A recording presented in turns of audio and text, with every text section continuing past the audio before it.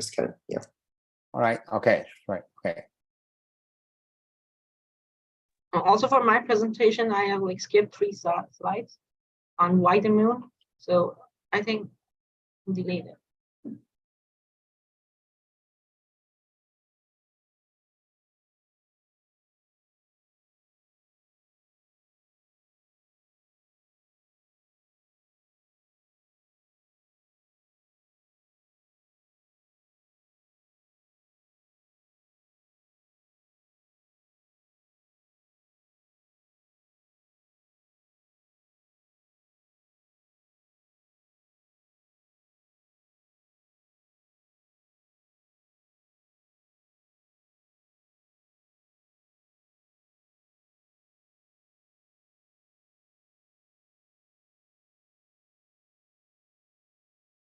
Right. I think hope is fixed.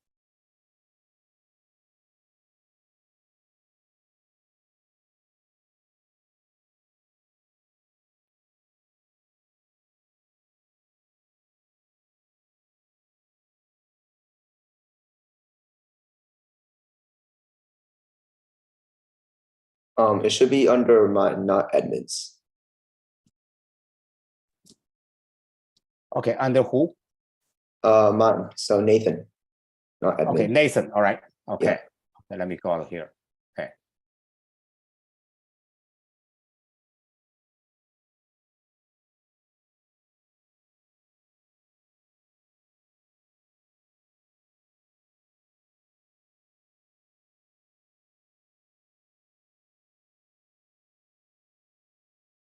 So Canyon Crest Academy, is that? Yeah. All right. Okay, good.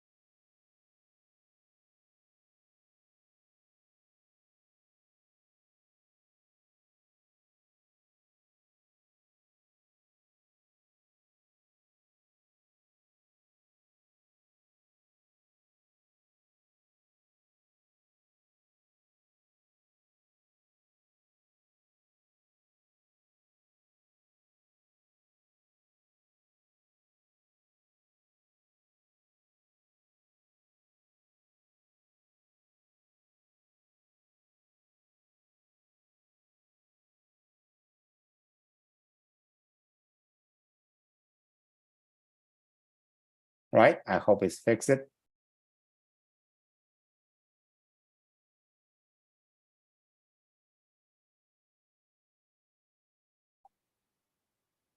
Yeah, it's good enough.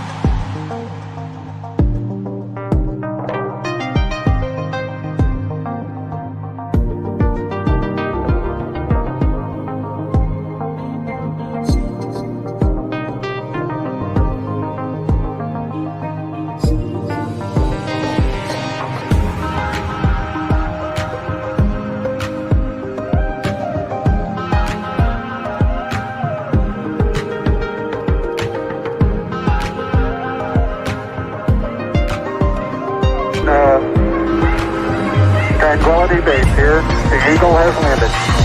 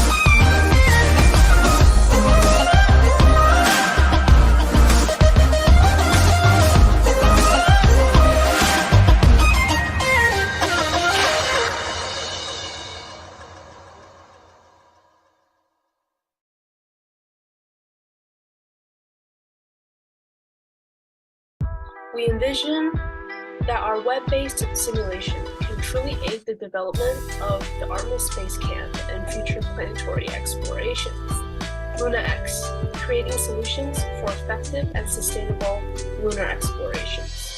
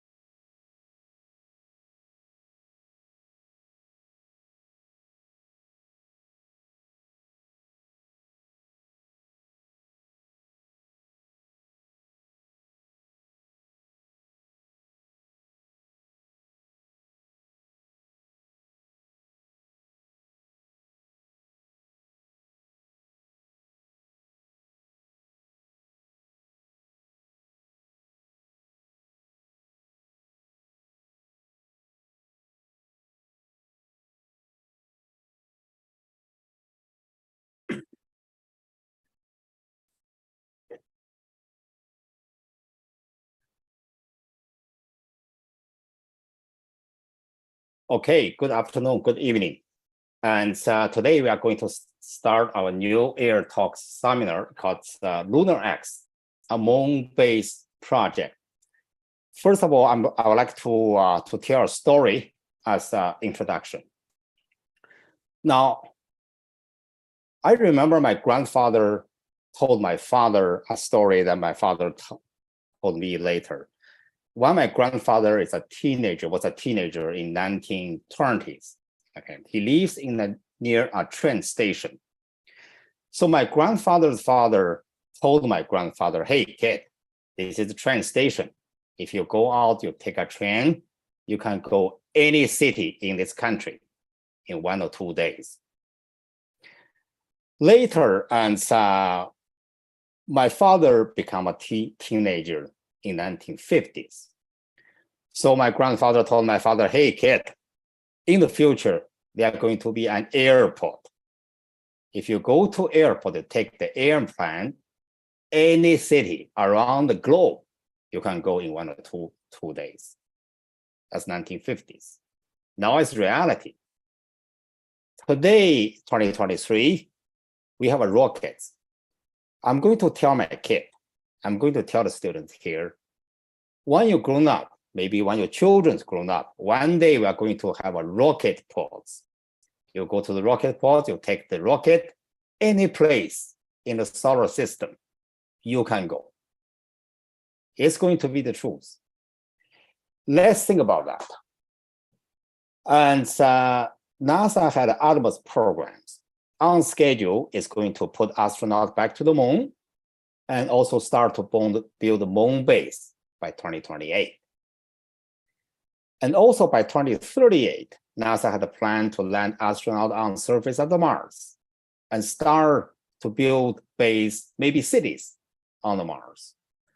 So if you look at the next 20 years, then next 30 years, when you've grown up, when you have a kid, it's going to be a reality. So we need to prepare for this future, and our science, our technology, even our business need to change the format in the futures. So under the CESASC STEM programs, we have a project, we have a program. It's called Human Expansion into the Solar System, because human expansion into the solar system is going to happen within your lifetime, within your children's lifetime. As a first step, we have a moon-based project called the LunaX. What's going to happen is, we plan to build base on the moon. It's not going to by the astronaut because there's a near vacuum and no atmosphere and the space radiation. If you send astronaut to build a moon base, it's going to be very costly and dangerous. We are going to send robots to the moon to build the moon base. So all the material, the water parts will be manufactured on surface of the Earth and cargo shipped to the moon, then to use the robots to build, first of all, to build a mother base. Okay. Then it's going to be pressurized, like in the airplane, then the astronaut and people can go in to live on that. Now each mother base will send 2 teams of robots to build the 2 children's base. And after finish the children's base, and children's base will become the mother base. Then and so on to build further children's base. So this is roughly the ideas. Now, and you guys are student attending this project. So the first step to build a moon base is to build a video games. Kids love to play the video games, but a video game has to be realistic. The video game has to be based on the science and engineering. For example, which materials you are going to choose, and whether or not if you build, it's going to collapse or can be withstand, and so how much is the cost? How about how much material it needs by the cargo ship to ship from the Earth to the moon? What is the orbit? And how about the food? Okay, and if people living in the moon base, where the food come from, and how about the power source? Okay, so all this can be simulated dynamically by the video game. The video game, you can change the input parameters. You can choose smaller base hosted by 10 people, or you have 100 people to live on the base. So what's usefulness of this video game? The video game, once it's built, can be played by anybody. For example, NASA engineers can play this video games. By playing the game, you change input parameters, you can get ideas, actual idea how to build a moon base. So it's going to help NASA engineers to design the moon base, and can be played by kids. Kids, log online, you can play the games. And now the student attending this project, the idea is not only to learn science and engineering, but to also to learn how to run the business. Okay, so that's why we create a virtual company, imaginary companies. It's called LunaX, managed by the student, run by the student for this project. People may have a questions. Hey, and student is going to build a moon base. Not believable. NASA is going to do it. Now remember, some 25, 30 years ago, there's a kid. He had a company. It's called the SpaceX. Okay. People asking, hey, and what SpaceX is going to do? And he said, I'm going to build rockets. And I'm going to send rockets to the Mars and build cities on the Mars. People say, nobody trusts him because NASA is already doing it, right? Why are you still doing it? But now the SpaceX is NASA contractor. He's doing better than NASA in some cases. So don't tell the student you cannot do it. When they grown up, 20 years, 30 years later, LunaX may become a real company. They become contractors for NASA. They're actually doing that. So by doing this project, students not only learn the engineers, learn the science, and also learn how to run the company. So that's the project student is going to talk about. Okay, so I'm going to pass the stage to the host for the seminars, Helen. Okay, Helen, could you take over to start the seminar presentation? Thank you. Hello, hey everyone. I'm Helen Liu. I'm 15 and in 10th grade. And I am one of the founding members and the project lead of LunaX. I participated in 2 research projects, one being an exoplanet classification system with NASA's Jet Propulsion Laboratory, and the other one is this current project, LunaX. So today I, along with my teammates, are elated to present LunaX, which is a project aiming to create an extremely accurate simulation for future explorations of the lunar surface. So today we are here with 4 prominent members of our moon-based project group to learn about their findings and ideas for the future of LunaX. So to start off, I'm going to introduce all of the presenters today. The first presenter will be Preetwis Das. He's 17, likes movie making and software development.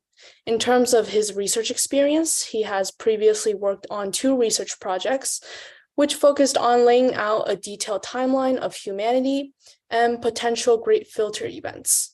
His current work is about the Interstellar Probe mission, Johns Hopkins University, and LunaX.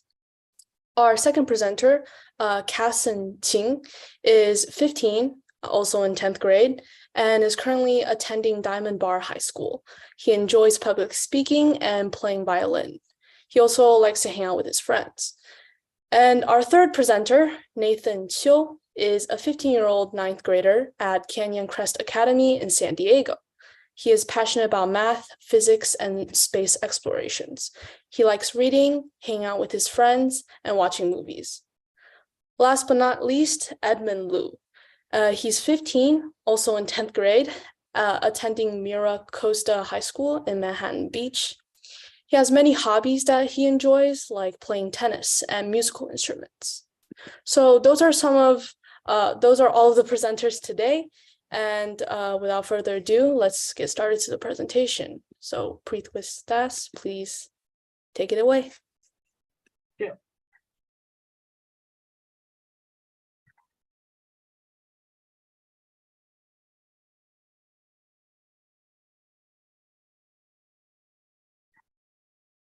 So my presentation or my research includes the search for potential base locations on the moon, which is kind of the primary step towards exploring the moon and then to Mars and beyond. So let's begin. So before we start exploring, there are a couple of checkpoints that we need to consider when we are analyzing the moon surface, as well as leading to the exploration of potential base stations. So these checkpoints are pretty simple and comes from natural physics. These are: the site must be proximate to the south pole because they are storing evidences of water ice in the permanently shadowed zones of the North Pole. This was detected in 2008 by the Moon Mineralogy Mapper instruments from Now, at the South Pole, most of the ice is concentrated at the lunar craters, while the North Pole's ice is more widely or sparsely spread, which has been projected clearly in the diagram to the right. So this is the reason why scientists are concerned more with the North South Pole, although the North Pole is also geologically important. The second reason is the site must not lie within the PSR, that is the permanently shadowed zones of the lunar surface, because we need sunlight for energy generation. And the third and most important thing is the site must be accessible, that is suitable for landing and exploration. We cannot land on some mountain on the moon, which is called the Mons in Latin, and like explore that place. So we need a site that is accessible and suitable for landing. And we will give greater priority to the sites which have potential geological importance. But there are certain prerequisites that we must consider before we move on. So first is the coordinate system. For pinpointing locations, we need coordinates. For example, Pasadena has coordinates about 34.14 degrees north and 118.1445 degrees west. So this set of coordinates defines Pasadena itself. So we require a similar notion for the moon. So we require a coordinate system for the moon. And in terms of science, we are using the planetocentric coordinate system, which is a type of coordinate system that has been used by astronomers for the two different types for the discussion. And this is something that has been recommended by the International Astronomical Union, which we also call the IAU. And the second thing is measuring the distances. Why we're calculating the coordinates? Because we need to measure the distances between the point of interest and the South Pole. So you see, there is one point, the South Pole. That's a constant target. And we have a variable point that's across the lunar surface. So that's our point of interest. And if we have the coordinates for these 2 points, we can find the distance using a formula, which is a special case of spherical trigonometry. It's called the Hilbert-Stein formula. And this in turn forms the foundation and basis of the global positioning system of GPS that we use today for getting the distances between one place to the other. And in terms of lunar features now, the variable points are actually the different types of lunar features that we need to explore. And over a diverse range of features that constitute the geology of the moon.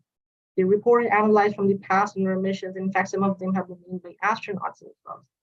Now, IAU has listed down 18 different categories of these lunar features, out of which what you can see on the right is a modified version based on our purposes for exploration. So there are some features that haven't been mentioned by the IAU, but we have included them because of the unique characteristics.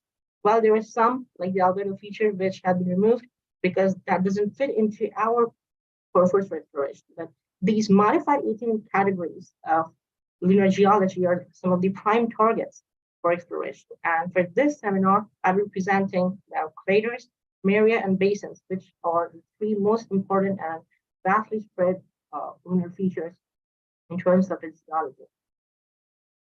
So moving on to craters. Now, craters on the moon, I think everyone knows about this to some extent. And lunar craters are actually impact craters. That is, due to the collision of the lunar surface with asteroids or comets. And there are about 1588 reported craters on the moon, which have been officially adopted by the IAU. This includes the craters from the near side as well as the far side of the moon. Now, from this data set, we've extracted the essential features about each crater. For example, one of which is the coordinates, one is the approximate diameters, etc.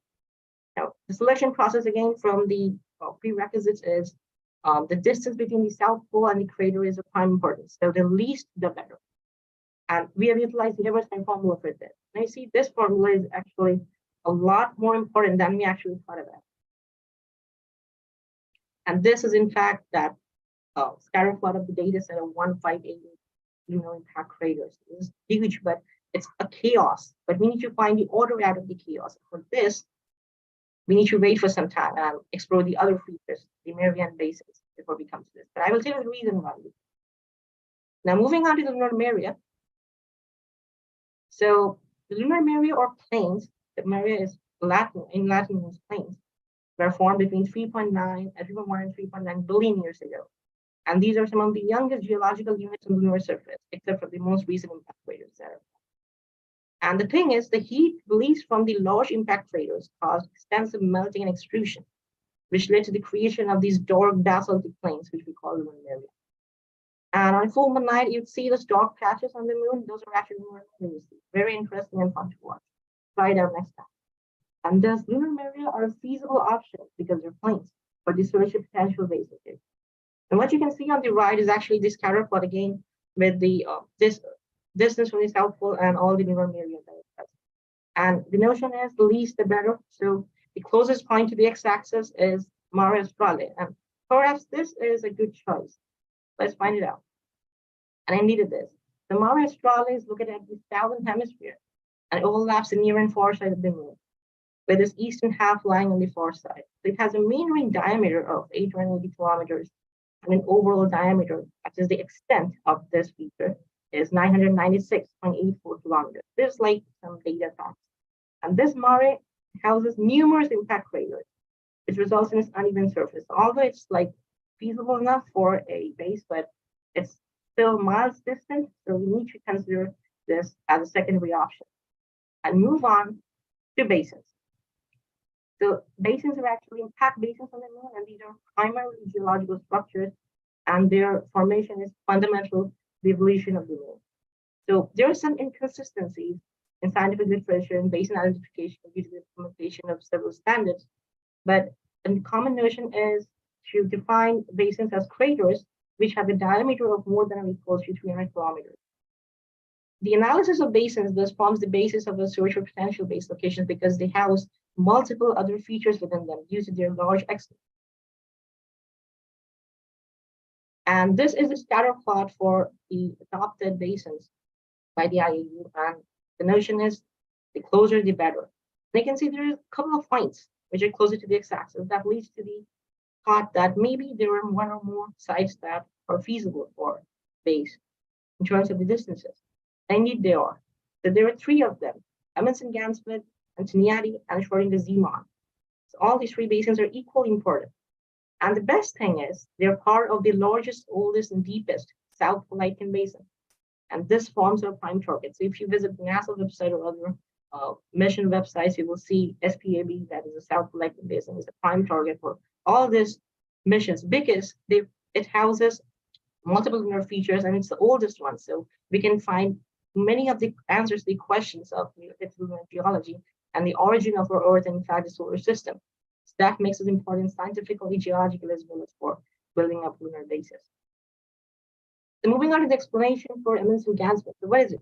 So it's a basin situated in the area between two impact craters, and you can guess it. So it's one is Amundsen crater, one is Gansfeld crater. There's a lot of facts related to these craters. We can check it out later. And due to the proximity to the south pole of the moon, it may be possible for the existence of cold traps within these basins. And low temperatures in some areas, which are marked in red, allow water ice and volatiles to be stable within the upper layers of the regolith, that is, rocks containing oxygen. So this regolith can be utilized to extract oxygen, which requires complex scientific instrumentation. But a recent study, in fact, discovered the existence of hydroxyl spectral signatures, that is, the presence of water ice in areas within the basin, again marked by red. And this lights up the possibility for in-situ resource utilization, that is ISRE for sure. So what is ISRE? It's actually utilizing the resources in your own area rather than moving out to a separate location to take the resources from there and taking back to an area for patient purpose. ISRE is one of the main criterion for focusing on potential base locations, working on that. And next is Antoniadi Basin. That's a pretty interesting one because it has a diameter of 150 kilometers. But why is it like different from the others? Well, our common notion was 300 kilometers, but this is 150. The main thing is it has a central peak, which you can see here, and like normal complex craters, and also it's an inner ring, although not complete, which is analogous to multi-ring basin. And the floor Antoniadi contains geological materials in the deepest parts of SPA, that is the South Politen Basin and the moon. Thus, we call it a basin because it has features much like a basin than a crater. So in fact, practically basins and craters are the same thing, except for there are several physical variations within them that makes them different. Antoniadi is a special site for research and deeper understanding through the latest images of the crater, its ejecta, and the geological history with respect to the history of SPA. So it has much more geological importance, and that makes it a good site for research. Next, moving on to the Shoring Zemon Basin. It has a double ring structure with an inner ring diameter of 150 and an outer ring diameter of 1 kilometer. So the common feature of basin, as I said, is they're multi-ring. And that is, they have like different ring diameters. Now, a recent study says that the concentric rings are well preserved, and the overall geology of the basin makes it a potential candidate for a lunar base location. But the story doesn't end here. There is one more factor that needs to factor, that is the Schrödinger basin. So it's actually known as the Schrödinger cave crater as well, because in fact, there's not much difference between the terminologies. So actually it lies in the SPAB, or the Self-Lighting Basin. It has a diameter of 320 kilometers, that is above the 300 kilometer lower bound. And it is the second youngest lunar basin, thus it's young in geology.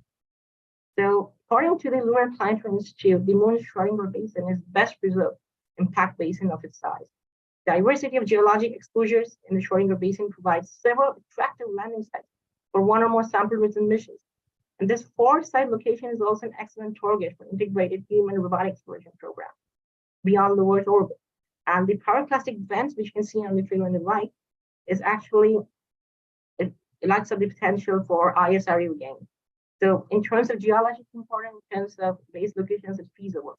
This basin is perhaps one of the prime locations for building a lunar base, and this has been considered by LPI and other institutes and space missions. Now, returning back to the analysis of craters. So setting up the 270 kilometers is the upper limit for the distance from the south pole. Why? Because the Schrödinger basin is actually 270 kilometers distant. And this upper bound was judged based on several other features as well, which I have not covered in this seminar. But believe me, this is like the upper bound for the selection of ideal craters. Now, this was the reason, because we cannot just explore the 158 craters and find nothing out of it. So in order to find the order out of the chaos, we need to do that. And this was the reason why we did this. But there's a clear winner out of these. That is the closest one. And that is the Shackleton crater. So this is the clear winner in terms of proximity to itself. But is it worth exploring or creating a base there? And indeed it is, because according to the LRO mission, ice makes up about 22% of the rocks of the crater floor. And greater ice contents distributed to other thicker layers are possible, but haven't been distributed till yet. At a wavelength of 1064 nanometers, which is a widely used wavelength for such research purposes, the floor of the Shackleton crater is darker than its interior walls, but both floors and walls are considerably brighter than the surrounding terrain. Thus, it's easier for missions like Viper to analyze, and including the interior and nearby craters that are both shadows and sunlight. Topography reveals the near-axis symmetric bowl-shaped nature of the crater, in which the crater rim and the interior walls are well preserved. So that means its geological importance is also great. The slope profiling indicates that the slopes are greater in the mid-levels of the walls. Now, this is kind of bad because Viper missions or other robotic missions have to be very neat in their work in order to get down to the base. But yet, if you find the slope profiling of the rim or the outer regions of this crater, you will find the slope profiling is gradual. That is possible to create a base of the outer regions, or more specifically, the rim of this crater. And indeed, our final conclusion is, yes, the rim of the Shackleton crater. This is like the ideal location till now for a potential base location. It's about 11 kilometers distant. It also has potential for ISRU because it has near water rights. 22% of it makes it water rights, and also it has regolith that makes it an excellent base location. Although we have to remove the rims and then move down through robotic and in fact future human missions.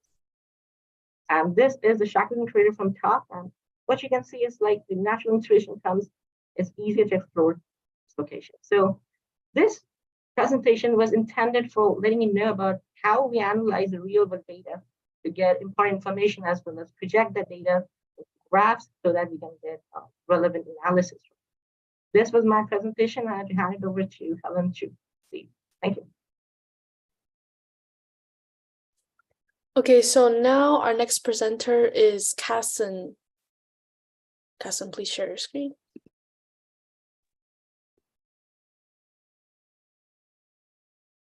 Hello. Hi, my name is Casson, and today I'm going to be presenting about game design and mechanics. So without further ado, let's get into it, shall we?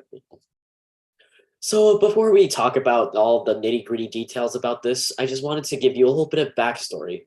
As Helen has probably mentioned already, this project is a computer simulation of a moon base that kids can play and astronauts can use as a resource. So, but why is it that we've decided on this of all things for our project in the first place? Well, this is what I'm going to be talking about in this slide right now. You probably know this, but spaceflight is very dangerous, and when missions like these are conducted, there are a lot of unknown variables and X factors that scientists have to worry about when they're thinking about this. And as we all know, humans are not perfect, and because of these imperfections, grisly accidents have taken place throughout history. Like, for example, if you recall that during an incident on the Space Shuttle Challenger, it completely exploded and killed a lot of people. And these accidents have claimed several lives and claimed several millions of dollars. So that is not good. So using our software, we aim to try to create a test environment for astronauts, like sort of a dress rehearsal of sorts. Using this, astronauts can perform their missions in here and try them out and then garner some knowledge and experience, and then use that knowledge and experience in their real missions. And they can try them out without any sort of risk or danger and be more prepared when the actual thing comes. Most of this is sort of like our attempt at doing something that's impossible, predicting the future before it actually happens. So, but the thing is, here we try to do impossible things, and nothing's ever easy, but that's what we're trying to do with this project. Moving on. But you might be wondering, this is a really massive task, and how would it look like? How would we pull this off, actually? If you recall, in our previous presentation, Prithwis mentioned about picking the ideal place to do a moon base, but how are we supposed to make something that will allow us to conduct experiments like this? Well, that's what I'm going to be talking about now. So over these few days as I was coming up with this presentation, I've come up with an intricate system that we can use to be able to handle all of these various tricks and twists and turns to this. So, and it all starts with this thing, the action points. So these points are points on the Earth that you can interact with in various ways. And all of these are a bunch of locations. It's like facilities or launch pads. They're all relevant to the aerospace industry. And the player will then use these points to build, pilot, and control their spacecraft. However, as I said before, all of these locations are all real places in the world. So because of this, a catalog of these facilities must be made. And we will work on this and just write a whole bunch of these places, like a whole bunch of these facilities where spacecraft are built, transported, and things like that, and put these in the game to be converted into these action points. So let's talk about them in more detail. Starting off, we have the yellow action point. And what are these for? They're basically where you get all your resources here that you can use to build your spacecraft. However, the thing is, not all the resources are the same for each point, because every place has different amounts of stuff, so you're going to have to take each thing into account. Also, location is also going to have to be factored in, because you're going to have to transport these resources all over the globe in order for you to do stuff with them. So you're going to have to factor that in as well. But if you manage to do so and pay attention to everything, we then ship these items off to the blue points. Here in your blue points is where you actually work to build your spacecraft and put them together. However, every part requires different resources, and not all of them work the same. So you must choose wisely if you are to succeed. So a bit of explanation on how we're going to do this. So me and some of my other coworkers are going to work on modeling each one of these parts, be it a fuel tank, a command modules, things like that. And then we're going to just input them into the game, and then the players will be able to put them together like Legos in order to use them in their endeavors of making their moon bases. And because of this, an intricate system has to be incorporated to include various actions one can perform using these parts, be it jettisoning a booster rocket, or activating a parachute, or detaching a heat shield, things like that. All of these must be included. Remember, the simulation must be completely realistic if we are to use it to substitute real life and create a test environment. So because of this, this system must be introduced.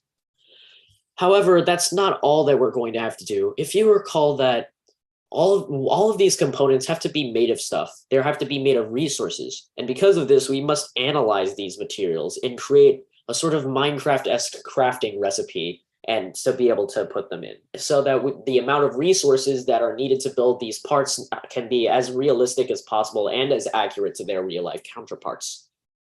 So once you have actually managed to put together everything, and assuming that nothing explodes and you put everything together correctly, we now then ship these parts over to our red action points. Here is where all the fun stuff happens, when you actually start controlling your spacecraft and piloting them.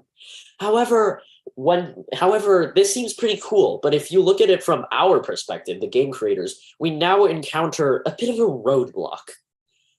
This is probably obvious to most of these people, but spaceflight is very complicated, and there's going to be a whole bunch of systems that will be constructed in order to incorporate each of its many facets and features.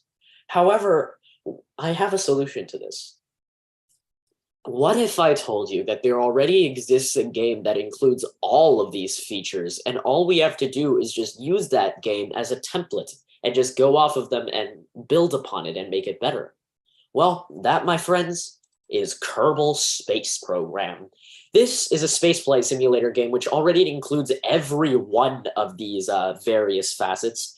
And here we have a picture that depicts a rocket flying away from orbit, and it depicts a whole bunch of different things. You see here on the left side, we have a bar containing a whole bunch of stages. There's a meter measuring the amount of fuel it has.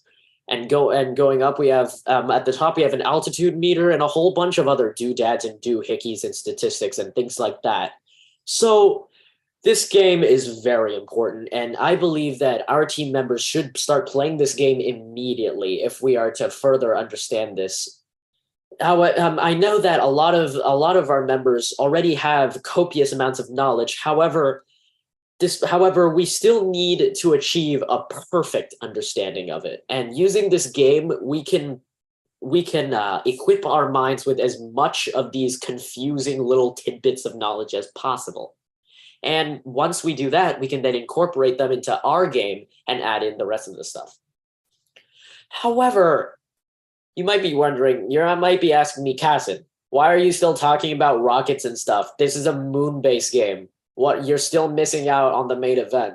Well, I'm going to be talking about that right now.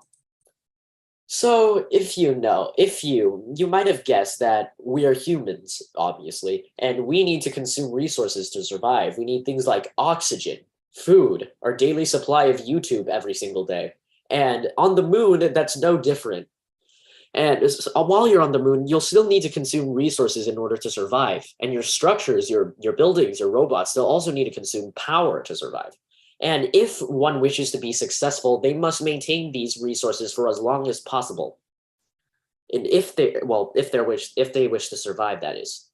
However, there's also the matter of modeling the moon and creating an accurate representation to the moon that is as accurate as it is to its real life counterpart. And we will try our best to do that as much as possible. Deposits of various materials on the moon will be generated upon its surface or underground.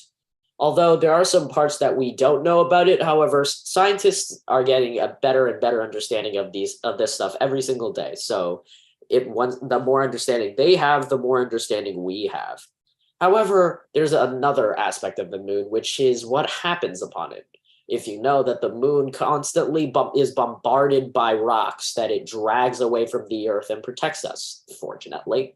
However, while you're on the moon, you're getting constantly pummeled by this space debris, which means we're going to have to incorporate this within our game. The moon also has moonquakes, which can also be a potential hazard for players and an even bigger potential hazard for us as we try to program that in there. However, as I've said, no task is ever easy, and I have my complete faith in my comrades that we will be able to pull this off.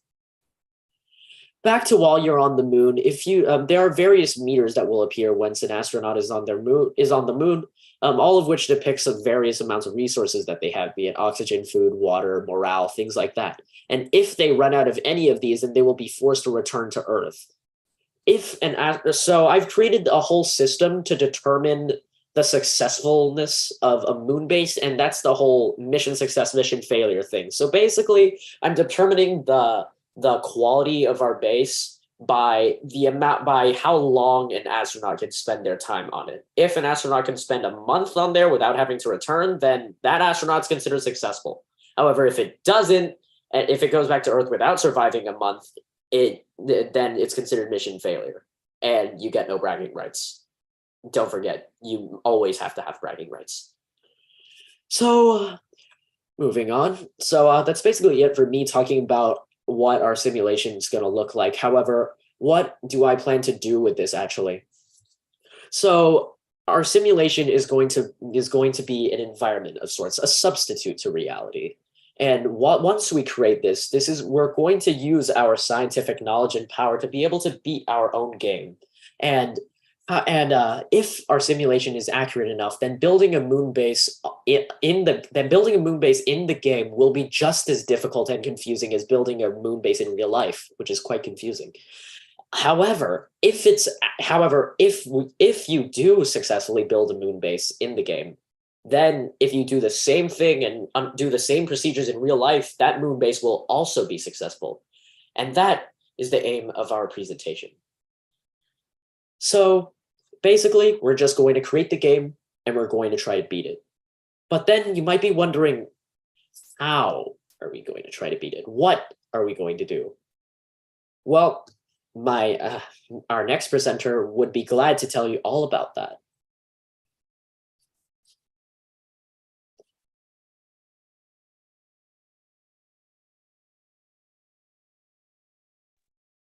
So next, let's welcome Nathan.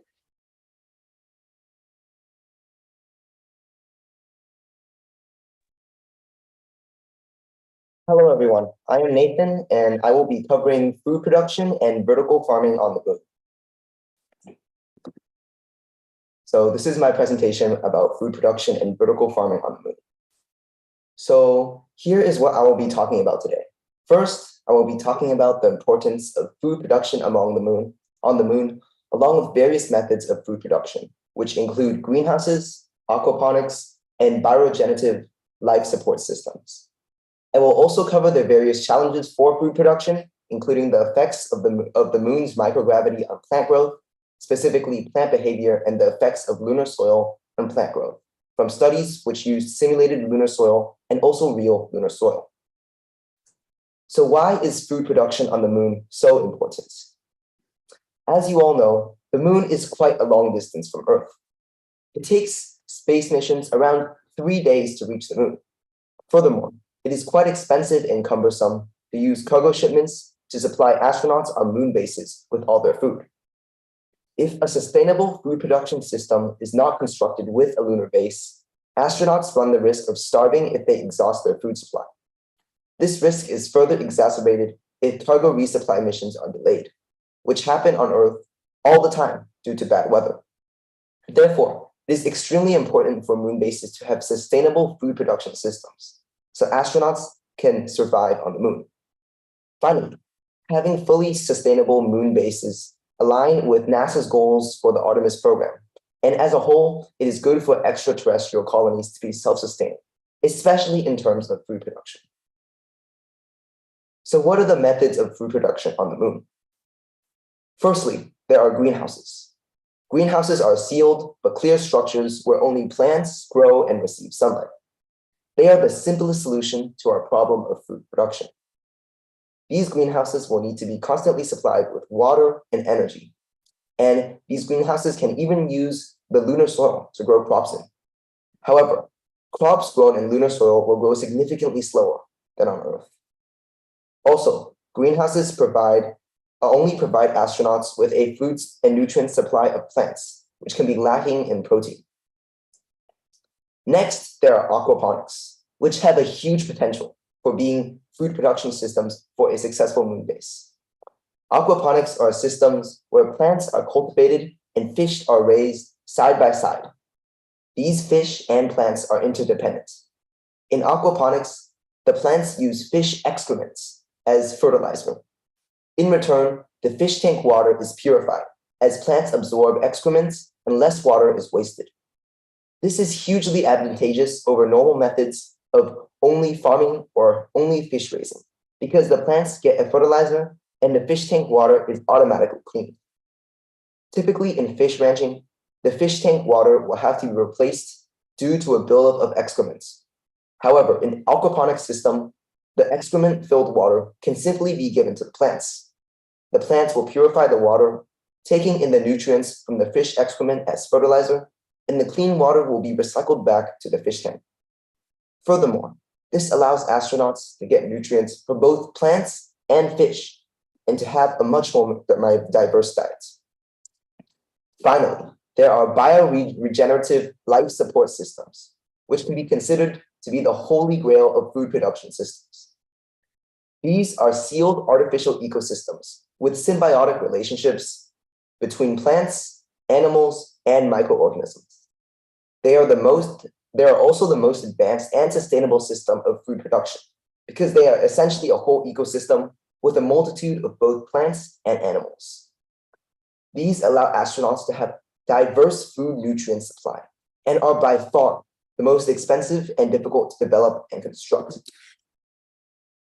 Next, I will be talking about the various challenges of food production on the moon, starting with the reduced gravity of the moon, which is also called microgravity. The acceleration due to gravity on the moon is 1.62 meters per second squared, which is only around 1/6 of what it is on Earth. This means that plants growing on the moon will grow differently than they will on Earth due to this reduced gravity.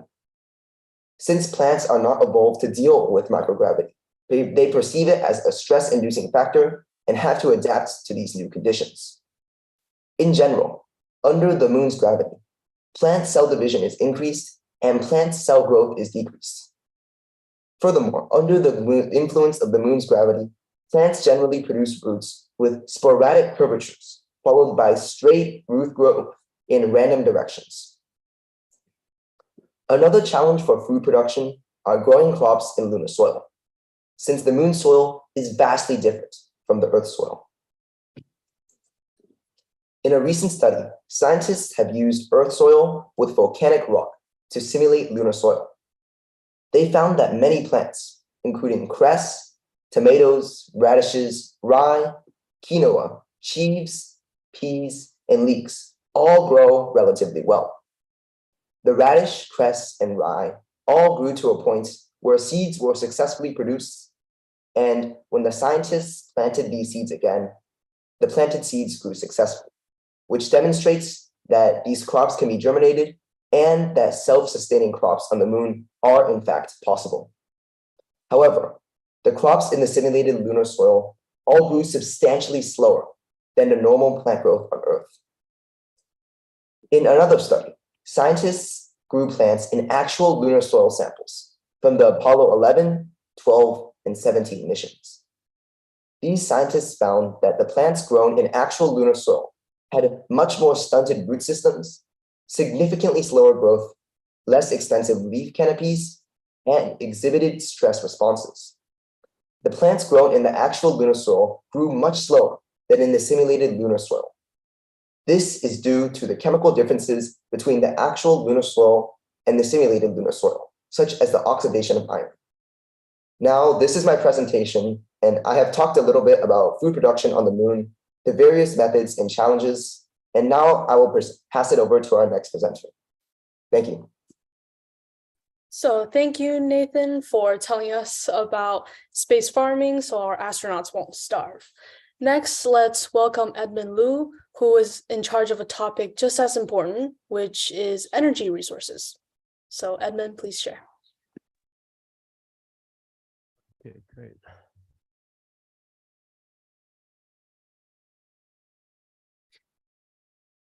Okay, hi, I'm Edmund Liu. This is my presentation on power supplies for a lunar base. So first of all, I'm going to start with which power sources I think will be able to power a lunar base.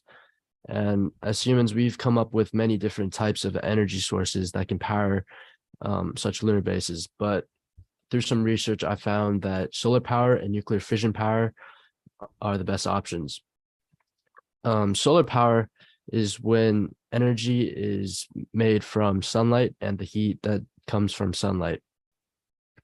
And nuclear fission power is when the nucleus of an atom is split into two different nuclei, and through this process, heat will be absorbed and transmitted into energy. So first, I'm going to talk about solar energy and how it can power a moon base. Now, I believe that solar power will be very good on the moon because there are certain advantages for this power source compared to other ones on the moon. Now, the first one is there isn't much harsh weather or conditions that can damage the panels on the moon compared to Earth, where there's wind and storms and rain that can damage these panels. And the second one is there's not much maintenance required for the panels because there is no harsh conditions that will damage the panels. And I believe that this will be very important because maintaining and managing hundreds of different panels on the moon where there is low gravity can be very difficult.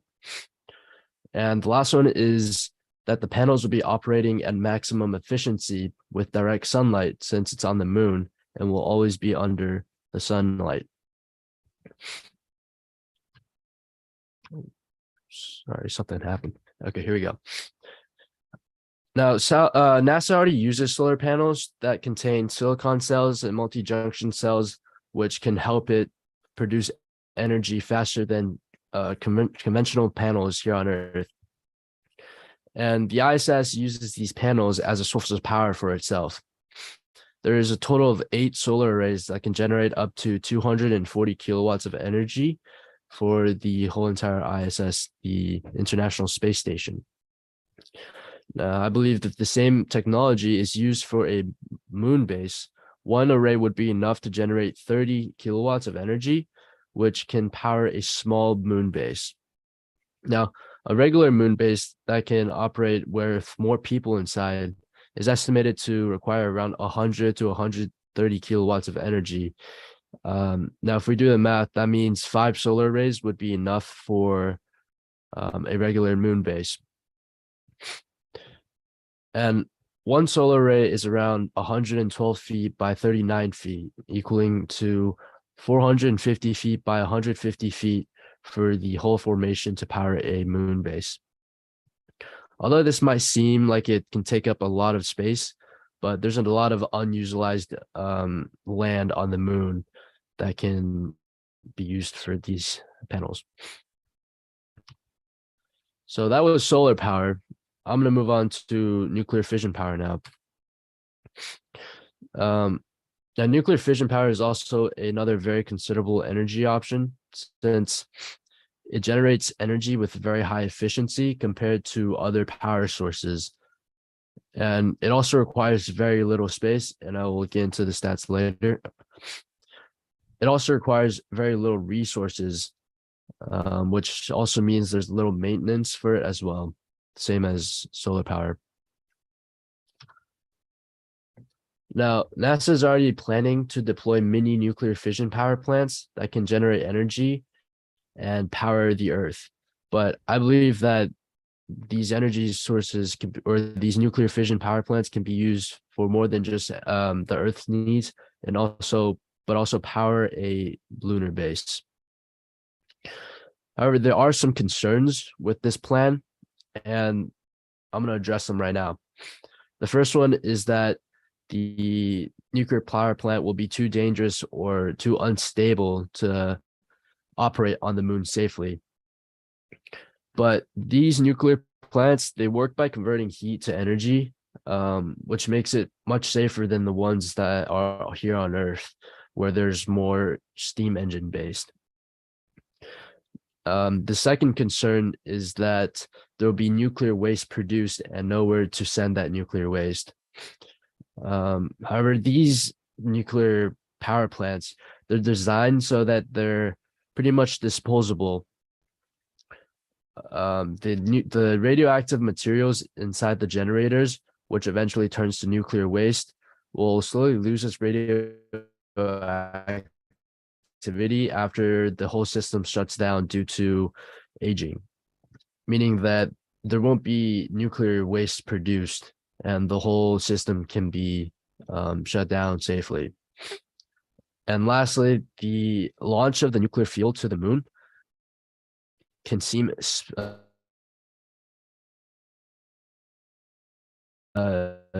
dangerous, but it's actually not very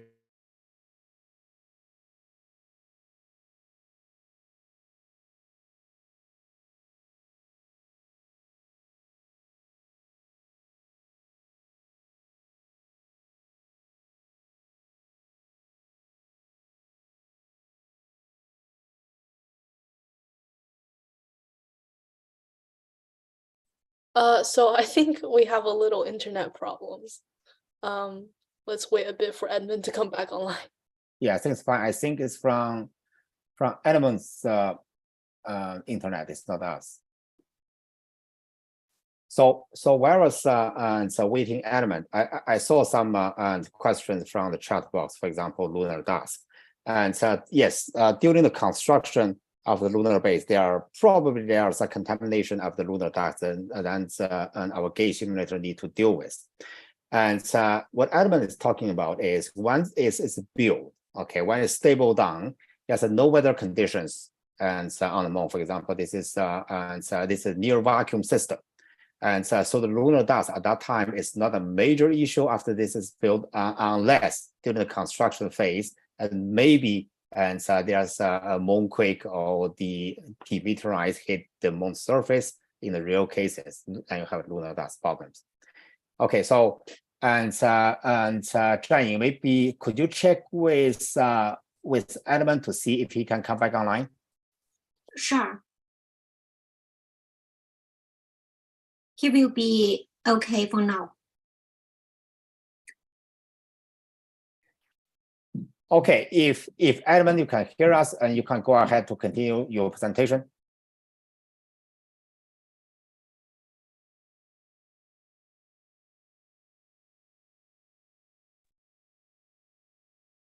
Okay, sorry about that. Can you guys hear me? Yes. Okay. Yeah. Okay. And so you continue.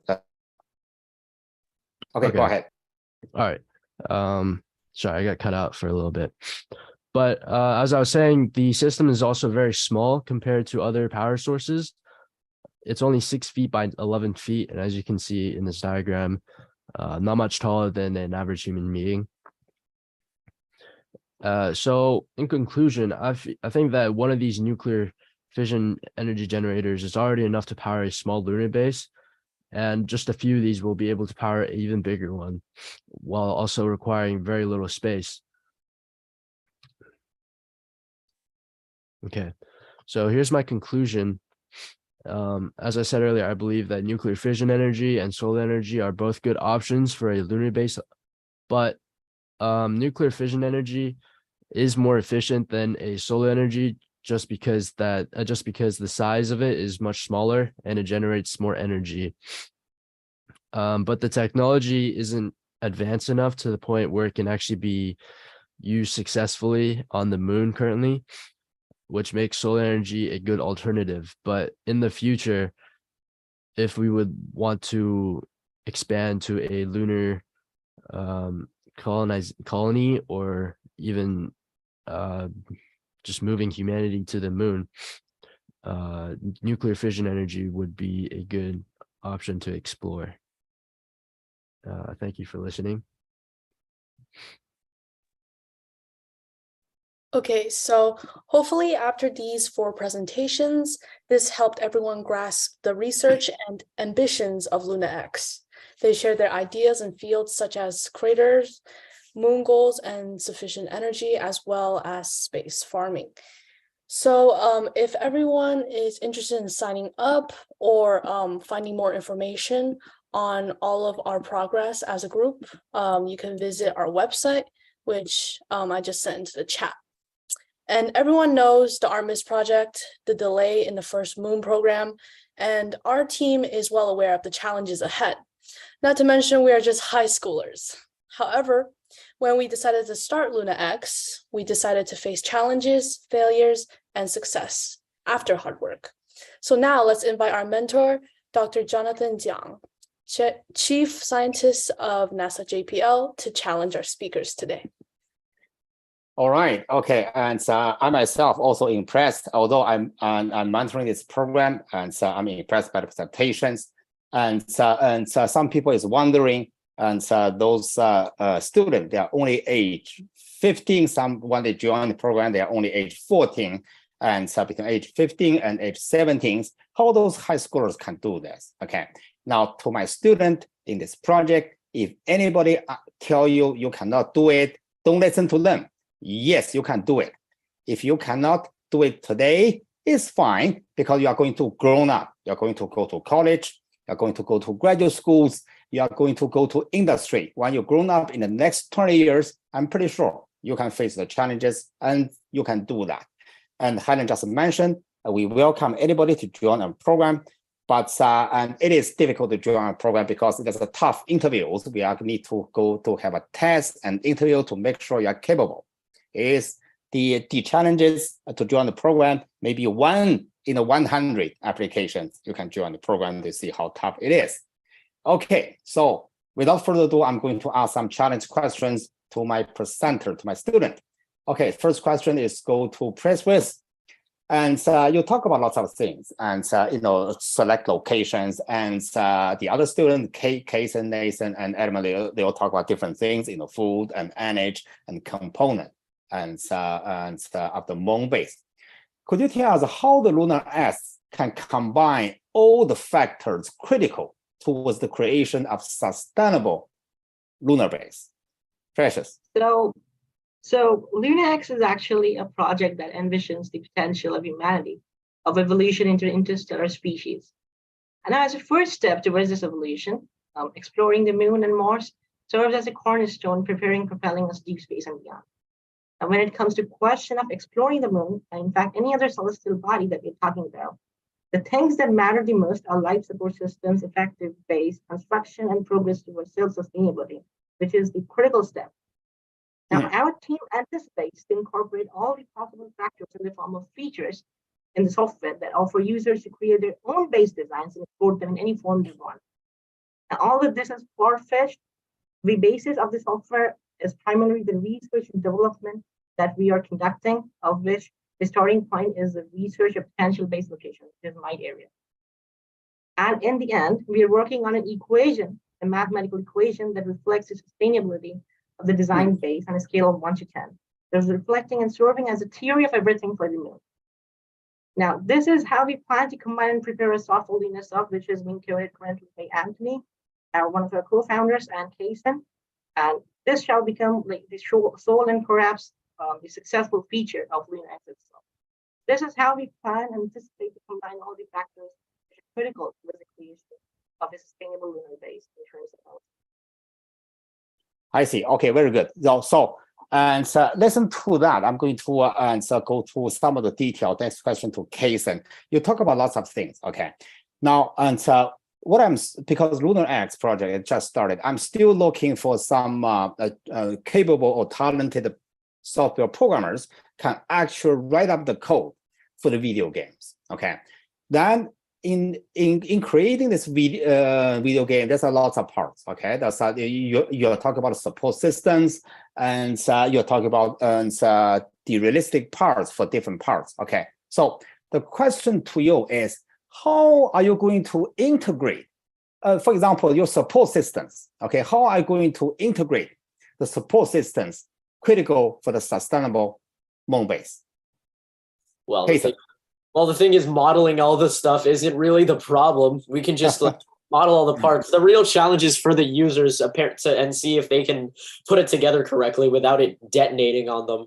But so basically, I'm just thinking that like if we have like a life support system and all we need is just like one of these and an enclosed area in which one of the players' astronauts are inside, and as long as it's on, it'll just bring their bars up. Like they have, as I've said during my presentation, the astronauts have. Okay, so bar you are means oxygen. you're greeting bar. Okay, right. Okay, so you got to have some greeting systems, to say, hey, this is safe or this is not, right?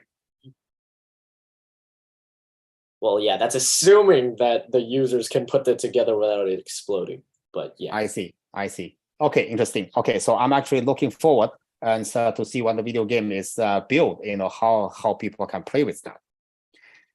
All right. So my next question is to Nathan. You talk about food production on the lunar surface. Okay.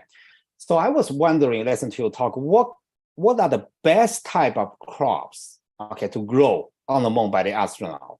And therefore, the future lunar inhabitants and can self-sustain on the moon base. Okay, Nathan. Yeah. So there are many types of crops that actually work well with the lunar soil, like cress, tomatoes, quinoa, rye.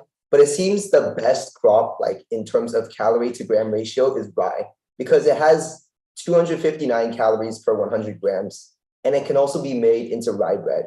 Also, rye is 78% carbohydrates, 16% protein, and 6% fat, which means that astronauts will get a healthy supply of many nutrients. And it also contains calcium, iron, and potassium, which is useful for these astronauts. And finally, it was also able to regrow after seeds, after the scientists planted the seeds again in the second generation crop cycle. So yes, it seems that rye is the best crop. Rice, I see. I see. Beautiful. I like to eat rice, And all right. Okay. So, next question I'm going to ask Edmund. Okay, the power source, either from solar panel or from the nuclear reactors, and this is essential. Otherwise, you go to the moon base, it's dark. Okay, that's no lot. Okay. However, if you listen to the news, there's many in the industry. They have inventions, okay, and so for the clean energy generation and also for the nuclear power plant. Is the LunaX team is going to consult with these recent inventors and so for the clean energy and utilize the plan to apply to your lunar base construction for the power source? Okay, Edmund. Yeah, of course, we'll talk to other companies about designs for the different types of power plants and power sources. As I mentioned earlier, there's a design for a nuclear power plant, nuclear fission power plant that NASA is already being supportive of, and it's already a great concept, and I believe that other companies also have great concepts that we can consider. I see. Okay, beautiful. So I think the time is almost up, and I just want to give a little bit of conclusion over here. The LunaX virtual company and also moon-based project, and is not a NASA project. We are independent project, and with the goal to build the moon base, and to actually building it. And there's a lot of challenges here. We are actually looking to have more people to join the program, and especially needed is the software engineers and with computer science background, so we can actually build these video games. And of course, we need some other experts as well, and we even need business persons, human resources persons actually to help run the company. So if you have any suggestions, visit our website, you can leave the comment there. And so we are going to try to help you to answer your questions and comments. Okay, so I think this is the end to our presentation today. And looking forward, I myself looking forward to the success of the lunar base in the future. To the future, Godspeed. Okay, thank you very much. Bye bye for now. Bye. Thank you everyone for listening. Bye-bye. Yeah.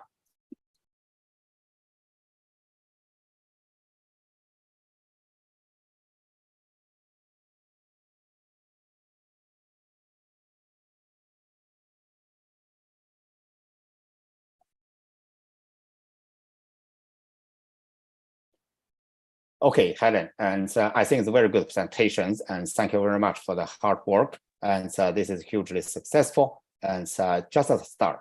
And actually, there's a lot of challenges. I know in the past few days, you work very hard, even put this package together, and this is amazing. And I should say thank you very much. And we would like to thank all the teams, thank Precious, Kason, Nathan, and Edmund, and all other team members, and for the wonderful presentations. Wonderful. Yeah, truly amazing. Okay. Thank you.